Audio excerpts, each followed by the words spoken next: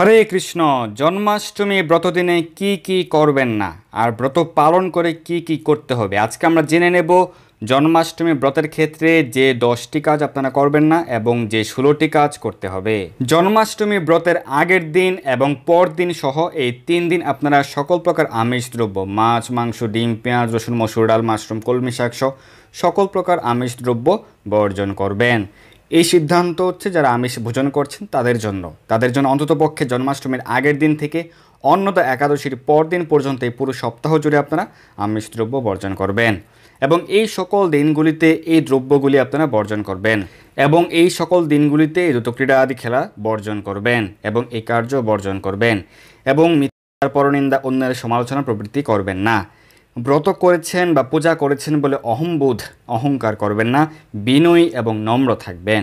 কোনো প্রকার বৈষ্ণব অপরাধ, ধাম অপরাধ, সেবা অপরাধ প্রভৃতি করবেন না এবং জন্মাষ্টমীর ব্রতদিনে অন্ন, রুটি, লুচি, সুজি, হরলিক্স, পিঠা, কাউন, ভুট্টা, ছাতু, সরিষা, সয়াবিন প্রভৃতি ভুলেও গ্রহণ করবেন না, কারণ এগুলি পঞ্চ রবি শস্যের অন্তর্ভুক্ত এবং জন্মাষ্টমীতে ভুলেও আপনি পরিবারের কারো জন্য আমিষ দ্রব্য রন্ধন করবেন না, রান্না করবেন না এবং জন্মাষ্টমীতে আপনি বাজে ভিডিও, সিরিয়াল, নাটক, মুভি প্রভৃতি দেখে সময় নষ্ট করবেন না। তাহলে আমরা এখন জানবো যে জন্মাষ্টমী ব্রতে আসলে কি কি করবেন, যে 16টি কাজ করবেন। ব্রতের আগের দিন আতপ চালের অন্ন প্রসাদ গ্রহণ করে সংযম পালন করবেন, ভগবানের নিকট প্রার্থনা করবেন। জন্মাষ্টমী ব্রতদিনে নির্জল উপবাস পালন করবেন, মধ্যরাত পর্যন্ত উপবাস।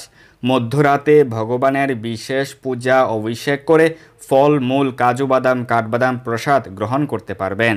যারা অসুস্থ রয়েছেন, অসুস্থতায় বা গর্ভবতী মায়েদের ক্ষেত্রে বা দুর্বলতাজনিত কারণে যারা নির্জল উপবাস পালন করতে পারবেন না, সেক্ষেত্রে জল গ্রহণ করতে পারবেন। তাতেও অসমর্থ হলে অল্প ফলমূল গ্রহণ করে ব্রত পালন করতে পারবেন।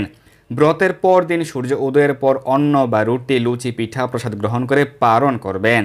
জন্মাষ্টমীর দিনও ভগবানের অষ্টকালীন নিত্য সেবা, পূজা, ভোগ নিবেদন প্রভৃতি চালিয়ে যাবেন, কারণ ভগবানকে তো ব্রত পালন করতে হয় না, তাই ভগবানের সেবা, পূজা, ভোগ নিবেদন যথারীতি চলবে এবং এই দিন বেশি বেশি হরিনাম জপ করবেন, হরিনাম কীর্তন করবেন।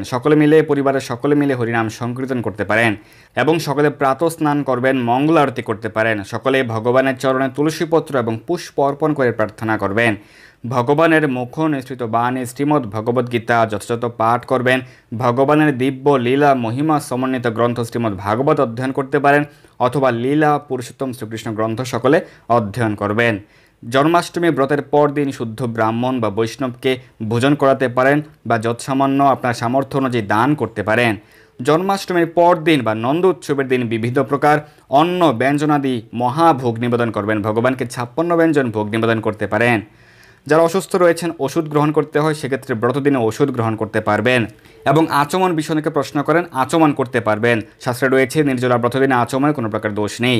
শুদ্ধ বৈষ্ণবদের শ্রীমুখ থেকে কৃষ্ণ কথা শ্রবণ করবেন এবং নিকটস্থ ইস্কন মন্দিরে গিয়ে জন্মাষ্টমী মহোৎসব ব্রত অনুষ্ঠানে যুক্ত হতে পারেন এবং এই ব্রত সম্পর্কে আরও বিস্তারিত জানতে, কীভাবে ব্রত পালন করতে হবে, ব্রতের মাহাত্ম্য কথা, ব্রতের পূজা বিধি, মন্ত্রাবলী, সকল নিয়ম জানতে আমাদের বিস্তারিত আলোচনা রয়েছে এই চ্যানেলে, আপনারা দেখে নিতে পারেন এবং সকলে জন্মাষ্টমী ব্রত সঠিকভাবে সঠিক দিনে ব্রত পালন করবেন এবং আপনি নিজে ব্রত পালন করবেন, আপনার পরিবার, পরিজন, বন্ধু বান্ধব, আত্মীয় স্বজন সকলকে অনুপ্রাণিত করবেন, উৎসাহিত করবেন এবং সকলের কাছে আমাদের আজকের আলোচনাটি পৌঁছে দিতে পারেন, যাতে সকলেই জন্মাষ্টমী ব্রত সঠিকভাবে পালন করতে পারে। ধন্যবাদ সবাইকে। হরে কৃষ্ণ। এই দুর্লভ মনুষ্য জন্মকে সার্থক করতে যুক্ত হন কৃষ্ণ ভাবনায়।